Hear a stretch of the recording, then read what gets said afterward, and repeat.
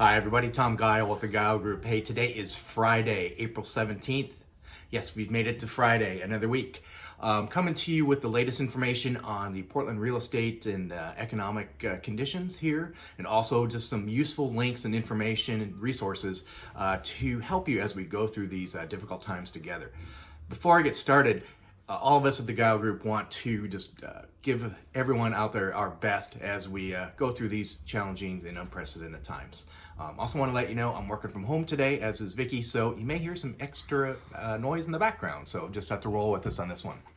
Let's talk about this week's news.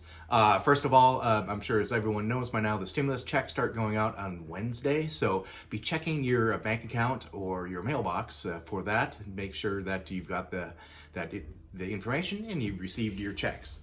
There's been an update here on the SBA Paycheck Protection Program. That's a program out there to help millions of business owners across the U.S. As of yesterday afternoon, that program has run out of money. So there are still millions of applications out there. The program has run out of its current $350 billion that were allocated to it. Congress is working on an extension. So if you have not heard back from your bank, you still are going to want to keep in touch with them, and so your application is in process for this next round of funding. Hopefully that will be coming soon. So let's shift gears a little bit, talk about mortgage and lending. A big week in the mortgage and lending area. So some kind of mixed news that we're seeing here too. So first of all, interest rates are incredibly low. 30-year rates that are about 3.5%, which is a great rate.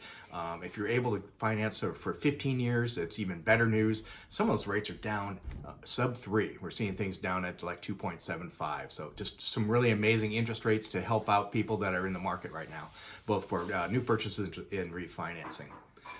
On the kind of the other side of the coin here, we're seeing a little bit of tightening on the lending side in a couple different areas as lenders are being a little more cautious with what's going on with their money.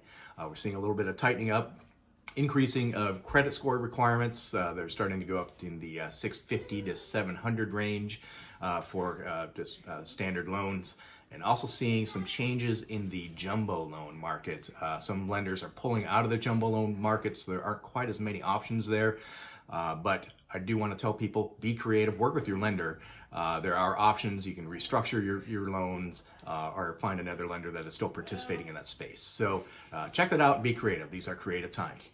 Last thing I want to talk about on the financing side briefly, it's going to help both renters and landlords. The Freddie Mac is making some changes to its multifamily forbearance program. So if you're a multifamily owner, check that out. You may be able to get some relief if you're having some issues with your tenants paying their rent during these times. So some relief coming there.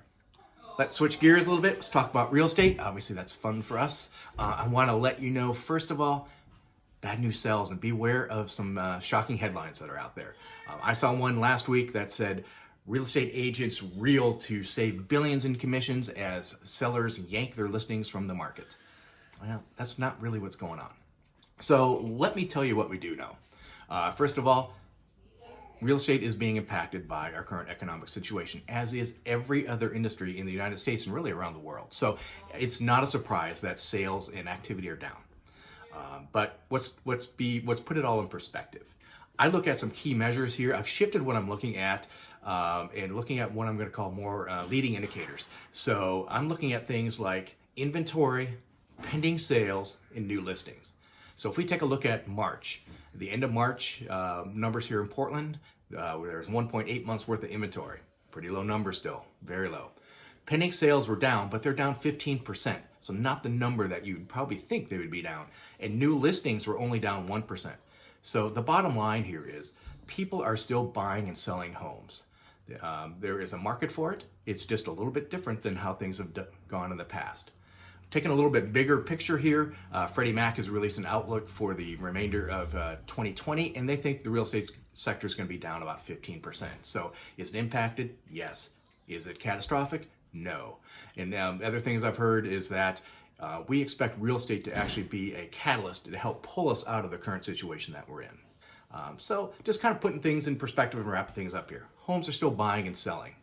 Real estate, lending, and title have all been deemed essential services, but we're doing business differently to help protect ourselves and our clients. There's new practices to keep everybody safe. So we are definitely in some unprecedented times here. And at the Guile Group, we're going to continue to bring you updates to keep you updated on things that are happening, as well as resources that are going to help you and your family through. So in the meantime, please don't hesitate to call if you have any questions or anything, need any information. You can also check us out on social media. We're posting daily on there with tips and tricks and updated information. So wishing you all the best in these times that we're in.